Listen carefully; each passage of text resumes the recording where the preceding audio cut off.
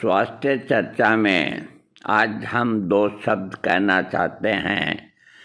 नाक कान गले के डॉक्टर यानी कि ENT ये किस तरह से रोगियों को लूटते हैं और मारते हैं, मैं ये आपको बता रहा हूँ। हालांकि कई लोग इनसे परेशान है, लेकिन कोई जुबान नहीं खोलता। हमें कोई का डर नहीं, जो होना है वो तो होके रहेगा। हमारे कान में तकलीफ़ हुई, दाहिने कान में तकलीफ़ हुई, हमें सुनाई कम देने लगा और कोई तकलीफ़ नहीं थी।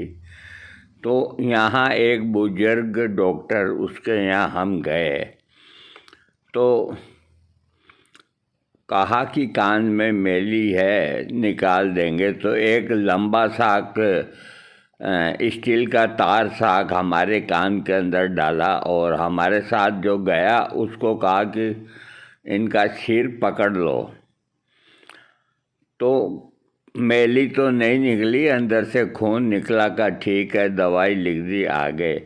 अब उसके बाद से ही कान में ज़्यादा दर्द रहने लगा, तो हम एक दूसरे डॉक्टर के पास गए, अग्रवाल बोल कर के।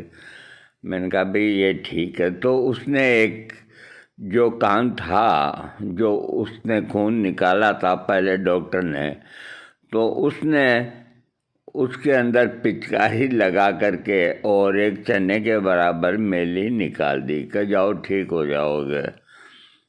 और दूसरे कान के अंदर उसने कहा कि 3 दिन दवाई डालने के बाद फिर मेरे पास आओ, ताकि दूसरे कान की निकाल देंगे।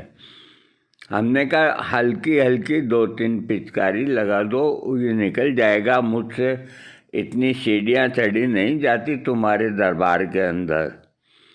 तो उसने क्या बदमाशी करी कि रोगी को दूसरी दफ़ा कैसे बुलाएं, ये इनका तरीका।